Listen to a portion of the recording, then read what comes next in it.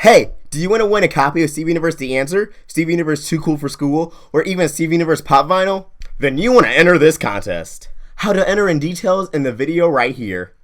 Click the annotation or check the description. Contest ends this Sunday, September 18th, at the very end of the day. Now on to the video. Hey guys, Ostrich Vox here, and welcome to my review of Onion Gang. And before I get into the episode, please check out our Patreon. I made a video talking about all the cool perks about it. Click the link in the description or the annotation. Anyways, this episode, first off, there's no episode scheduled next week, so this is probably the last episode before our hiatus, even if it's just a few weeks. I'm almost certain there's going to be a Steven Bomb for the end of the year, just some kind of form of episodes in October, and then a hiatus until next year after that. But this episode, oh my god, I feel like there was not much to talk about, but it was a really cute episode. And we find out Onion has some summertime friends. Garbanzo, Pinto, Token Black Friend, no I'm kidding, Squash, and Frisk from Undertale. I mean, Soup.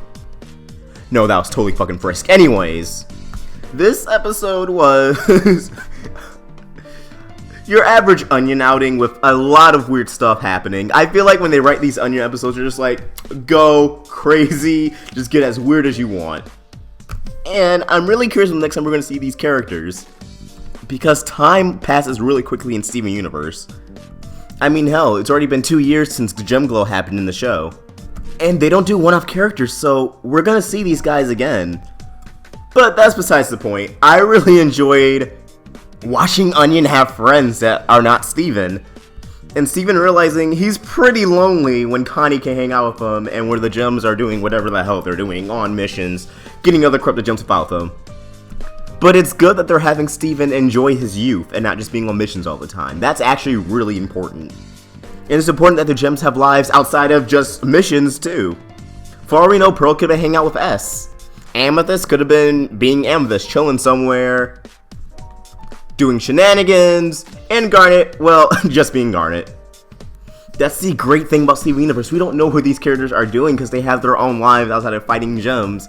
And that shows how far they came since the first episode, when all they would really do is just stay in the temple and catch gems. They've really all come into their own since then. But Onion's friends, I like how they didn't really all talk besides Garbanzo saying Garbanzo like a freaking Pokemon.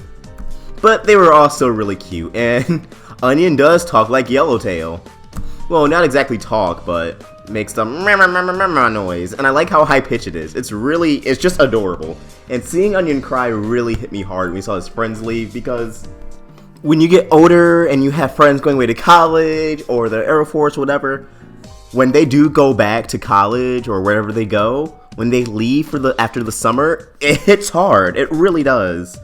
Because you're not going to see them again for a few more months, unless, they come home every week. And even then, it's just a really emotional moment.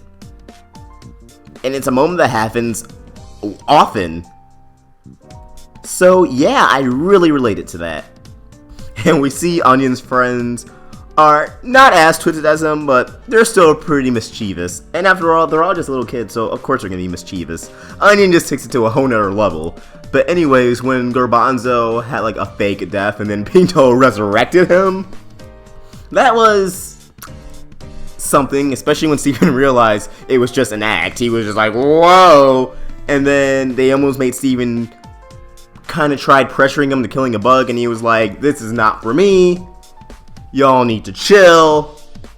This episode's not going in that direction, and they let the bug live, and honestly, that was really sweet. And it's great to see that Steven and Onion are friends, that even though Steven get pretty weirded out by Onion, he's warming up to them and they're hanging out and spending time together. That's just really sweet, and I love that. I love how if you compare Onion's first episode, Onion Tray, to this episode, there's a difference. Hell, even from Onion Friend to this episode, there's a difference. And it's just really cute.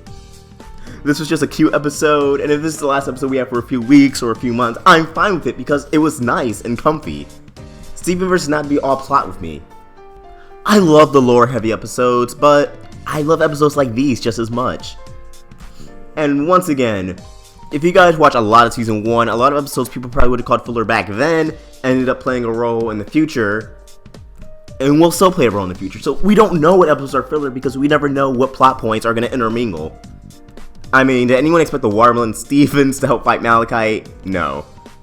Did anyone expect the Gem Shards and Frybo to actually turn to a plot point with the cluster? And that was actually our first glimpse of how shards can work?